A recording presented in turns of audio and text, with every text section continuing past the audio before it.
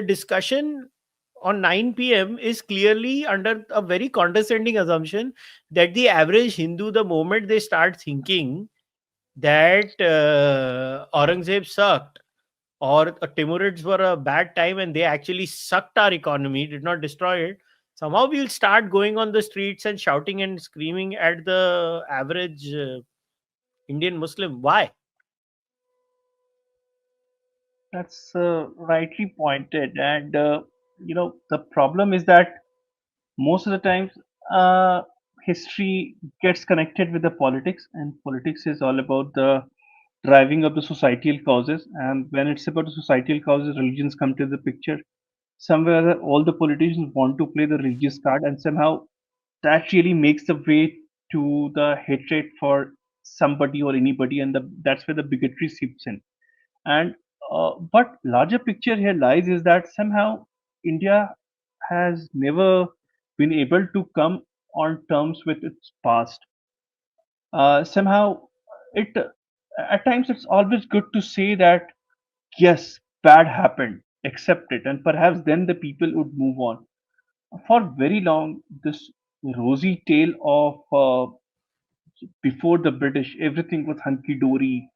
The Timurids or the Mughals say when Bahadur Shah Jafar was crowned as the leader of the our first war of independence, 1857.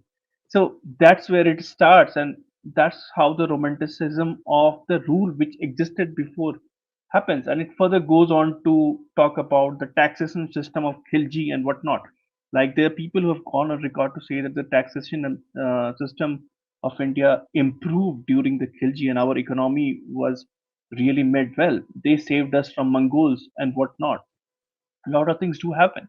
And when suddenly, say, I don't know what term would be there, whether it's a Hindutva surge or that sense of awakening when the internet has come to your discourse, and you suddenly start reading the manuscripts at archive.org. Not every manuscript is available, but at least many are available. Then that urge of having told so many lies, and at times it leads to aggression too.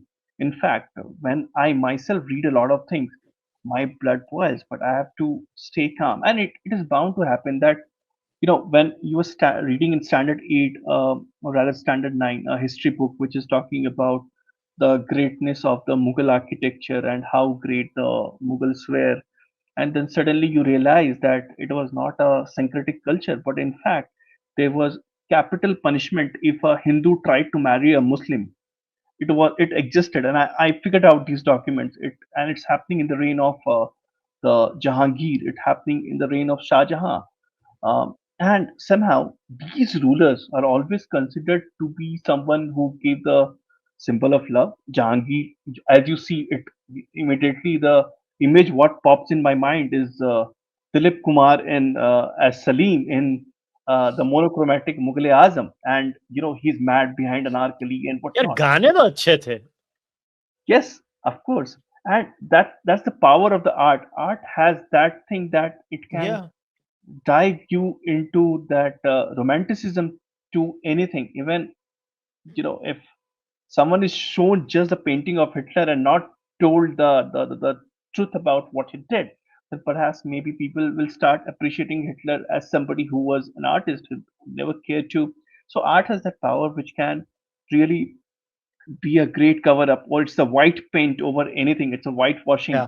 element, and somehow Mughal Azam did this. And so again, I'm not somebody who calls for the banning of Bollywood. I'm completely anti-ban culture. But what Bollywood did for very large extent is that it tried to romanticize the Mughlai Tahjeeb to a great extent, and within that glorification, somehow the Bharatiyaness which always existed, because everyone, somebody or other, was always fighting with this Timurids, and it was not just for the land. Many times it was also for the Swabhiman. It was not just that I want my Samrajya. Of course, people did care for Samrajya, people did care for their own land, but they had this Swabhiman that they are the foreigners, and we have to defeat them, and we have to get our land, not be conquered by them. Like I'll just give one very short example, because Chhatrapati Shivaji Maharaj was being spoken about, and in fact, and Karnataka was in picture. So in Karnataka, he really brought he took away the slavery, because he said to the Dutch that, you know, you had been trading with the Moors ruled, but I am the master now. Now the slavery cannot be allowed. You can't just trade off the male and the female. So the point I'm trying to make is that somehow most of the Indian rulers, they were very principled, and perhaps this also comes from the geography, because perhaps India has always been like that. Whichever king you pick, you will mostly find a lot of principled stands. Of course, there are exceptions like Ashoka and whatnot, but largely the rulers have been very principled. But the moment you look at the rule of the Middle Eastern world, whether it's the Christian rule or it's the Muslim rule, any rule for that matter, it always had that sense of barbarity, and somehow that principle never existed. Maybe it's because of the water of the desert which did it to them, because it's very a lot of hardship exists there. I don't know what may be the reason, but the culture which existed at times, very much a resultant of the geography, very much resultant of the climate which you live in. It makes you the way you are, and somehow the Middle East has always been like that. In the historical context, whether you talk about the other rulers before the Persian rule which existed, they were also very barbaric in the nature. The kind of when you read about the Gilgamesh, and when you read the edicts of those era, when you read about the punishment, etc., you can get the sense that how the punishments were given and how the people were treated. Perhaps the human capital had very less value, but in India, somehow human capital was always appreciated much more, and that's the reason why we never built architecture also which were too monumental. When you look at the Egypt, it built massive structure, but in India you will never find massive structure. So somehow architecture also reflect of the nature of the people. Perhaps we were very humble, we were very down to the earth compared to the other civilization which were a bit too aggressive. But coming back to this topic, I surely believe that time has come, or rather, time was always there. It's that we never cared enough. We should read the primary sources, which should at least know about that what the reality was. In fact, all these rulers have a lot of colors. Whether we talk about Akbar, we talk about Jahangir, we talk about Shah Jahan, we talk about Aurangzeb, everybody, and in fact, after him too, a lot was happening. And surely they never ruled whole of Hindustan. They always had, on an average, almost 30% of the land. So, and the rule was not even 200 years precisely. So it's not that like people say British और उससे पहले Mughals और उससे पहले कुछ था ही नहीं. There were a lot more, but somehow it hasn't painted that way. And this suppression of these facts, which are erupting now, has led to a lot of aggression in the people. They want to vent it out in social media. Want to vent it out. You can see it in different forms. But this is not the solution. We need to read. We need to produce books, and that can only set the discourse right. Only with the hope that even everybody, the Muslim, Hindu, whoever, the person, I always live with the belief that everyone is in the pursuance of the truth. They might pick the truth, and you never know. Again, maybe we can get hunky dory. I'm very hopeful. Yeah, I agree. Now, just one last line I would say that like, historical figures are complex.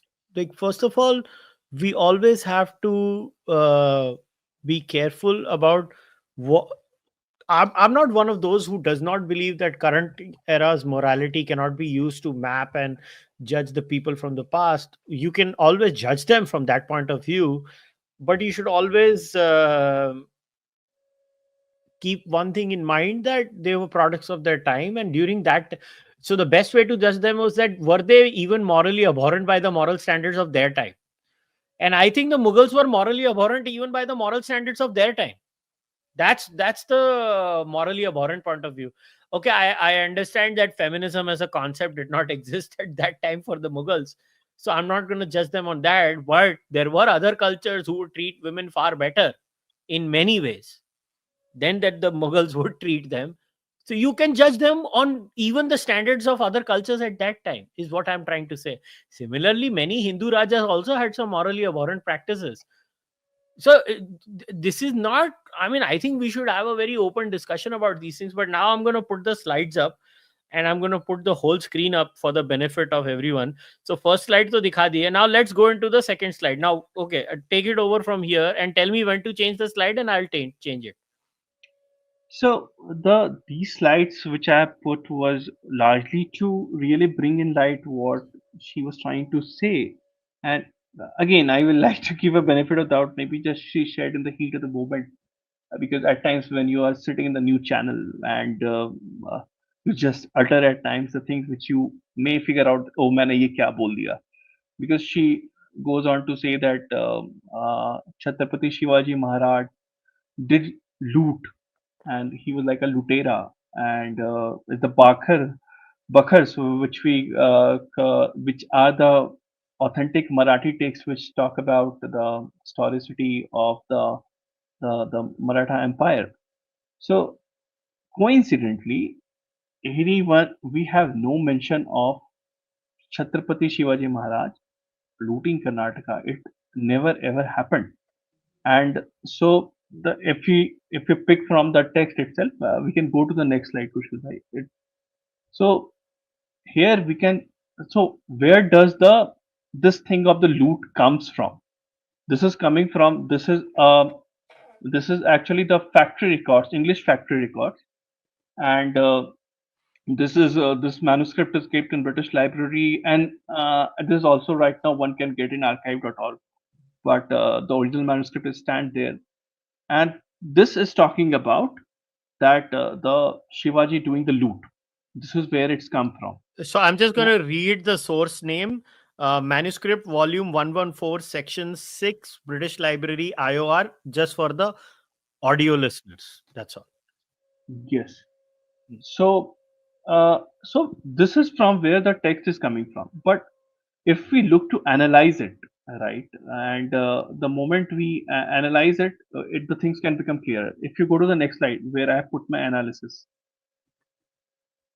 So how can we rely on the so the text is an extract from the Omni manuscript, which Kushal already mentioned, and it was written by the English factors reporting the hearsay to the Surat. So it's just a hearsay. It's not a primary source, as in they have not witnessed something. They are just saying.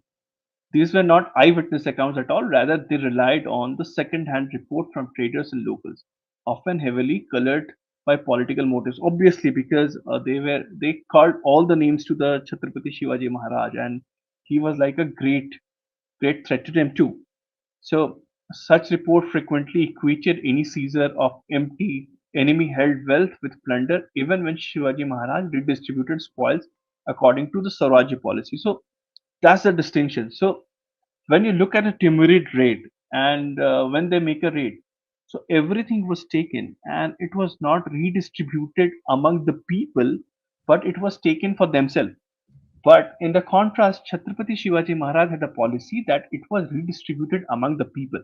So there's a strong difference. Even if you are taking the spoils, you are giving it to the people. Like I just relate it with Babur's case.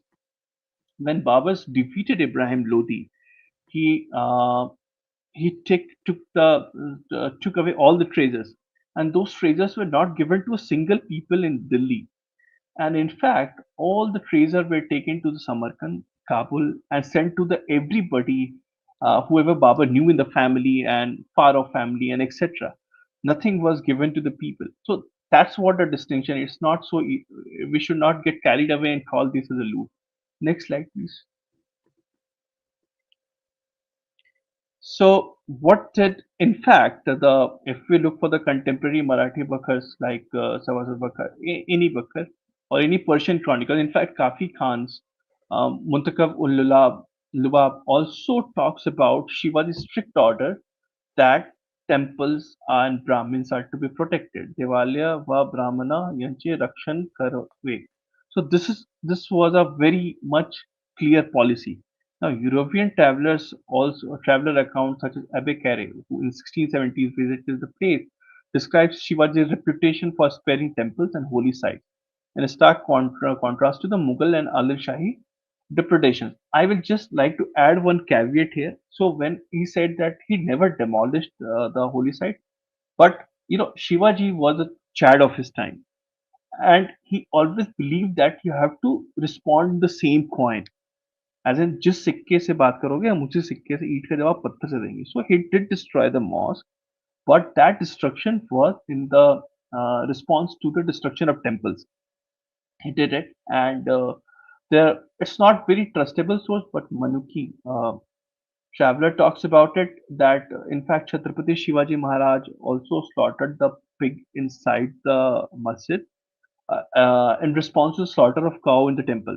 But it's again a contemporary source, but how authentic it is, we can't say. But definitely, he destroyed the mosque, which were built over the temples which were destroyed. It did happen.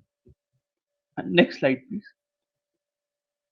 So now, let's talk about Srirangapatna. So Srirangapatna in 1677 was under the control of the weakened Vijayanagar successor states and the Mysore Wadiyars, with heavy Timurid and Bijapuri aligned garrisons.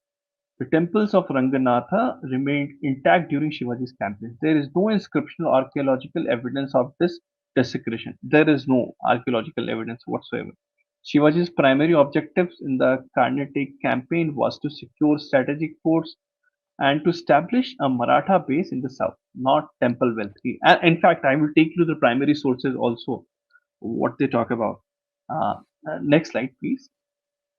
So again, as I said, that looting has been misinterpreted. So English records routinely describe any war, indemnity, tribute, or enemy treasure seizure as looting. The wealth carried away likely referred to war levies on pro-Timurid or Bijapuri garrisons, not temple treasures. Again, as I said, no contemporary Kannada or Marathi inscription record damage to the Sringangapatna temple during the period. A silence that actually speaks a volume, because you need to have some record that way. All we hear is from the secondary sources. Next slide, Kushal. Now, this is interesting.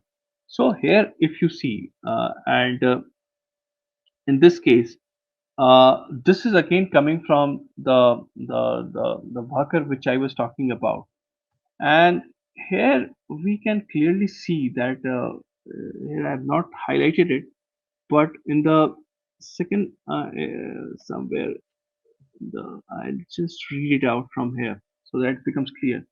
So here it's clearly talking about that the Chhatrapati Shivaji Maharaj did instruct that the people are not to be harmed at all. The peasants, the trader, etc., are to be taken care of. This is before the raid happens or before he goes on to attack the place.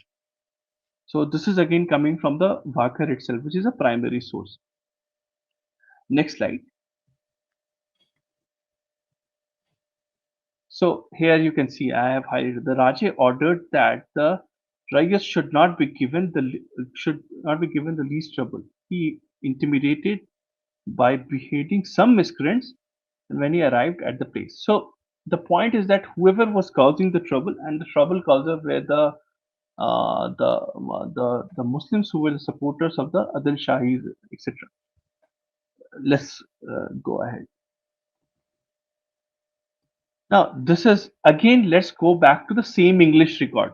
So, I'm going back to the English record which had spoken about Chhatrapati Shivaji Maharaj being the looter. So, what he is talking about, I don't know, because this is extract from the manuscript, so maybe it's not very clearly readable, but still, I will read it out. Shivaji is at present in the Upper Carnatic, where he has taken the strong castles of Jinji is Hyderabad, then Chingavare, that is Tanjore, and the Pilkudash and the several others, and shamefully routed the Moors as in the Muslims, and this believed this believed has robbed Sringapatnam and carried away great riches from them. And they say he designs upon his return back to the Bridor and so join Canada. So what basically is happening that a lot of Moors, as in the Muslims, have been employed who they doubt. The English are doubting, that they have robbed the Srirangapatna. It's not the typical Marathi army or the Maratha army. Now, this is coming from the same English record which alleges Shivaji of the loot. It happens once you further read, so this is what you see. Next source, please.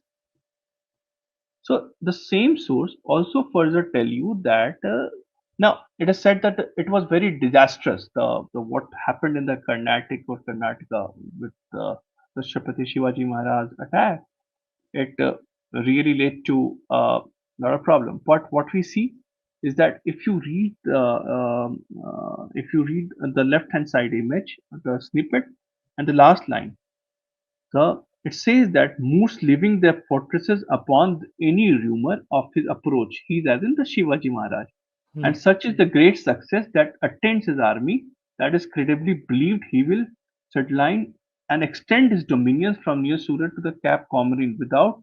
So, what necessarily is happening that the people who are actually in trouble, see, it's not typical Kannadiga people or the typical in the south who are being troubled.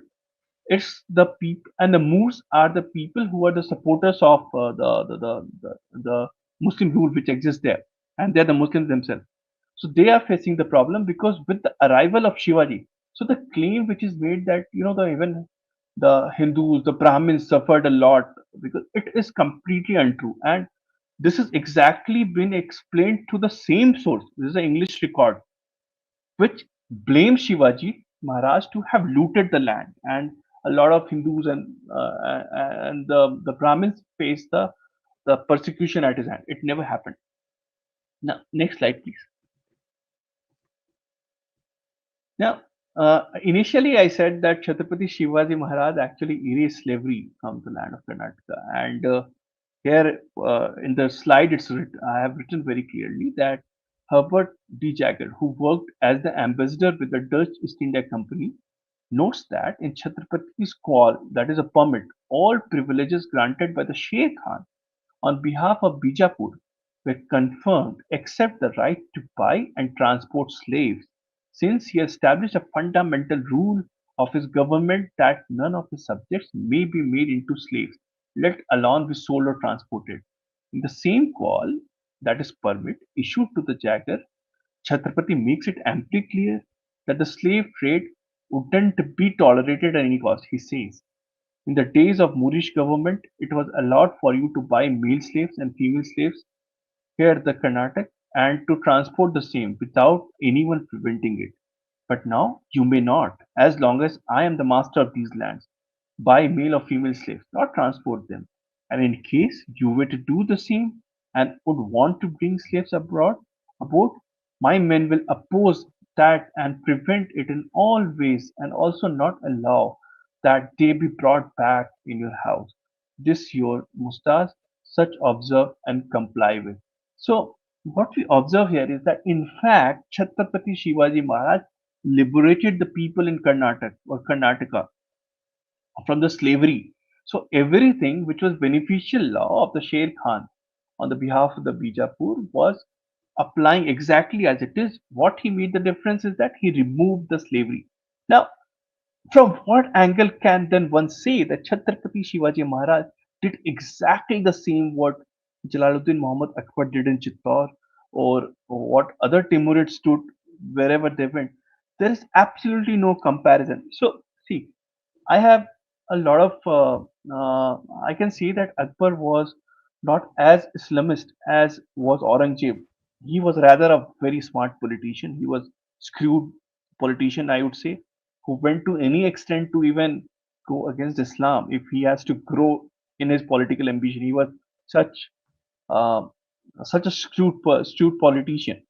But at the same time, he had some very regressive laws when it came to the female slavery, etc. Like, I'll just give an example that, in fact, under his rule, a female unveiled would be made to a prostitute. And I was surprised to know that this rule existed. And it comes from an imperial farman, as in, if a woman walks into the public without the veil, she is made to be a prostitute. If a woman tells a lie to his husband or is alleged to tell a lie, so it was a very male centric society. So if a male complains that my wife has lied to me, then she will be she will have to perform the role of a prostitute. So these are things, again, this is coming from the primary source. Now, again, then my mind goes to the point that if we are fighting so hard to see Chhatrapati Shivaji Maharaj at great, who liberated people from slavery, we are still debating that, if but and all, wo lutera the and whatnot. Here is a man whom we have given the epithet of the great, but he had such a regressive law. And any standard, a Bharatiya standard, anybody who brings such thing cannot be made a great person, right? So this point of seeing Chhatrapati Shivaji Maharaj as somebody almost comparing him with Jalaluddin Muhammad Akbar or anybody when you call out the problems of those people is absolutely insane. You can't do it because there is no moral compass to compare the two.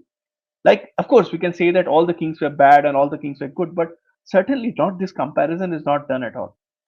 Yeah, so let's share the other bits also that you had put on Twitter about this whole thing about Akbar had a great tax system. So you shared this book, Yes, Muslim Civilization in India by SM SM Ikram. Ikram and Yes. edited by Ainsley T. Embry. All right, Yes. so we're gonna talk about this bit. Okay, explain this bit. What is this bit about? Finances, his tax Also, system. yes, so it is said that most of the people believe that Akbar again has liberated a lot of people, and in fact, he is praised for great economy.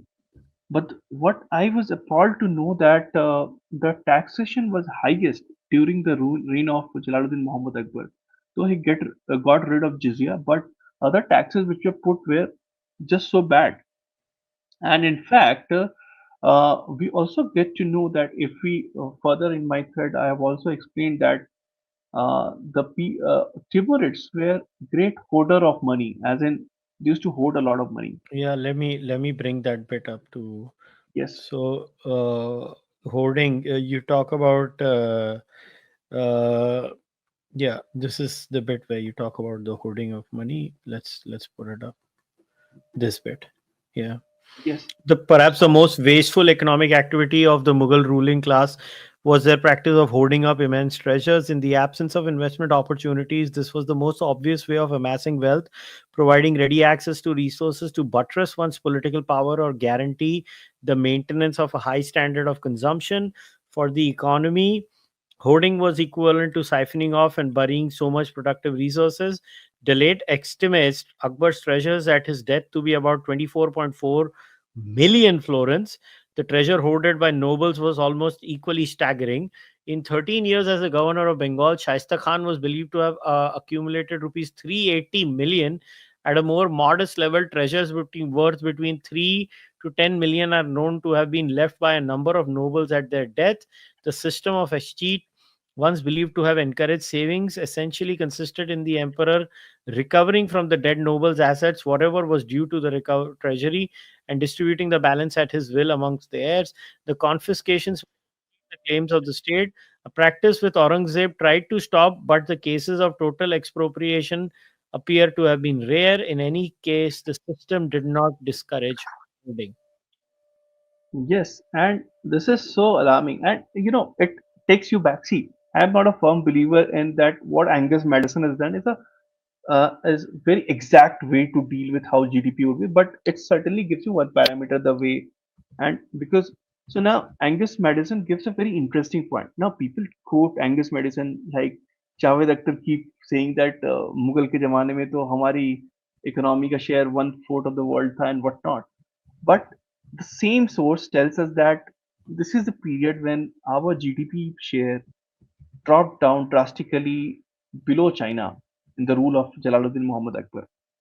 That's the first time our GDP share got down. Now, this text also gives a statistic that GDP per capita growth was negative from 1500 to 1820 CE, which is predominantly that era, what we call the Mughal era, right? And of course, it means that if they are holding this much money, if Bharat is still or Hindustan is still having a GDP share of 1/4 of the world, still it's almost constant. It's not depleting down. It started to deplete with the British coming in. So It means that while the wealth is en masse, but the wealth is not with the people.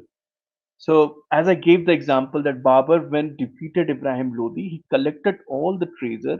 He took it to Kabul. It was taken to Kabul. It was sent to Samarkand. It was to all his people. So, whatever they looted, or rather, they extracted from the people, or informed taxes, it never really did any prosperity for the people. And Bernier, in fact, has spoken about it when he visited the Timurid court, that though there's a lot of gold and the silver which flows in the empire and the court, but the people are very poor, and you never hear about. And in fact, Bharat को जो सोने की चिड़िया बुलाते हैं, and it was not just कि ऐसे ही, we literally have a lot of gold wealth and people were quite wealthy enough. It was not so bad, but with the arrival of the Timurid era, or the Muslim rule, particularly from the era of the Delhi Sultanate onwards, the people began to become very poor, and perhaps this Timurid era was very dark. People were becoming more and more poor, and there were policies of forced production. As in, हम British के forced production के बारे में सुनते हैं, Indigo की खेती and what not. But these people also did make a lot of forced production. They used to force the farmers to grow things what they did not want to grow, and the wages were very bad. They were almost working like a bandhua mazur, etc., etc. So the life was certainly not a very pleasurous one. And all this information, coincidentally, I have got is from the Cambridge Economic History, which is edited by Irfan Habib and Tapan Roy Chaudhary. And this essay with the snippet which you had put across right now, this is written by Irfan Habib himself, where he critiques the Mughal Empire left and right in terms of the economic policy. वैसे वो भी बहुत बहुत अच्छी है, Mughal economic operation. I think that was ये जाडूनाथ सरकार की That studies in that Mughal India में थी. yes, yes. And it's from, in fact, again, one AMU historian, Shirin Mushwi. She also did a book on the Cambridge Economic History of India, if I'm not wrong. And there she also compares the taxation system, and she says that the taxes of the Mughals or Timurids were way higher than everybody. In fact, when you make the sum of all the kinds of taxes which people had to pay, and of course, jizya was bad. It was not that it was something like, many people have said that, made a stupid comparison, that it is as good as you pay the tax, you still pay 30% tax and whatnot. But jizya was very humiliating, and in fact, you are just paying jizya because you want to remain in your faith. So, and the way the jizya was paid, jizya पे करने का तरीका भी होता था, that the person who is collecting the jizya will spit and in your hand, and that's when you give the jizya. So even the way to give the jizya was a way that you always feel humiliated. Yeah, so let us look at these economic numbers, right? Yes, So look at this. Look at this. Okay, this is the trends in size of government sector. This was shared by Rupak Chakrabarti. yes, All right. So yes, yes, India had a large economy, yes, but the Indian GDP per capita was over 60% at the of the British level. By 1871, it had fallen to less than 15%. So it's yes, very clear that, quote, while the Mughals built some wonderful monuments, this was certainly not a period of economic miracles. It was rather a period of economic stagnation. And I'm not surprised. yes, And see, these figures are very obvious. Like, no matter how you try to spin this shit, like, yes, you just can't. The Mughals were sucking the blood out of uh, India, and I don't know what people have this, like, this is okay. You're talking about Angus Madison, right? This is the screen grab of Angus Madison. yes, yes, Look at the Great Britain GDP per capita and the Indian GDP per capita. Listen, it's quite staggering. yes, yes. That's so true. And in fact, What was the most interesting is that Madison gave the whole comparison of the GDP per capita growth, because this is and when you compare the GDP per capita growth arc with the arc or the curve of GDP share, Hmm. it it tells you that what's happening to the people. Imagine that the GDP of a country is increasing, but GDP per capita is shrinking.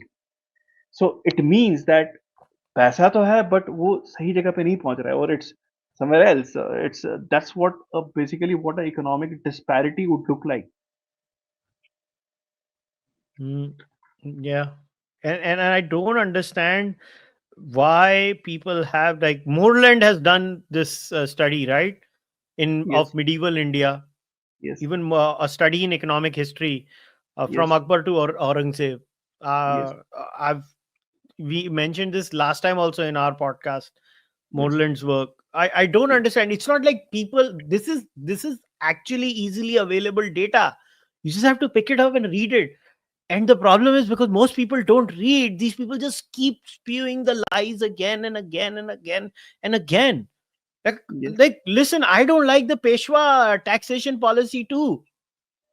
I can have a critique of that from a tax perspective, but there is no comparison between what the the Hindu Rajas were doing to other Rajas and what these Timurids that came into. Look, how can anyone deny that they had a religious motive? It's stupid. It Yes. is. I'll just give you one more example here, and let's forget religion for a while. And let's pick the case of Shah Jahan. And I have spoken about Taj's thing in the in podcast when we were talking about Bauer the chessboard king, that the cost was so much and a great famine was created by Shah Jahan. It was manufactured rather, and it comes from the Lahori explaining that how the crops were destroyed, etc. And the statistics of people death comes from the Dutch record, the VOC record, etc. But it's during that famine what happened, that how much relief Shah Jahan released. It was 1 lakh rupees, and it is that time when he had gifted Mumtaz in Nowruz. It was the gift what he had given was around it was summing to, so 1 lakh is 22% of the gift what he had given to Mumtaz. So you can make the comparison. Mumtaz को वो gift कर रहा है to this extent, right? So almost 50 lakh ka gift, and 1 lakh he has released for a famine relief, for the famine which he himself has created. The peacock throne costed 6 crore in cash, 3 crore in cash, and so annual maintenance of Mumtaz was rupees 1 crore. And these all are the numbers exactly when the great famine of the Surat or the Deccan is happening, where it's estimated around 7.4 million people have died. So this speaks of the ruthlessness of this gives you the scale. The point is that while the Peshwa's number is very much front in our eyes, that whatever used to happen, these numbers have never surfaced, or rather a detailed comparison or the analysis of this not has happened. So most of the time we talk about the Winston Churchill, but we forget to talk about the brutality of a man like Shah Jahan. He was very brutal. Like you can, and in fact, the way you treat your the subject, it really reflects of how great of a king you are. Still, people revere Chhatrapati Shivaji Maharaj in Maharashtra. It's just not because it's just not jingoism or anything. He meant a lot to the people, to everybody. He became like somebody whom people want to revert till long and long for many good reasons. Shah Jahan never earned it. In fact, not in his own place where he ruled. That's the reality. So that speaks that how great of the legend a person is. So was what was that work? It was by Shireen Musvi, right? Who Yes, who analyzed the Ain Akbari. yes, And what did Shireen Musvi say? If I remember, it was approximately 57%.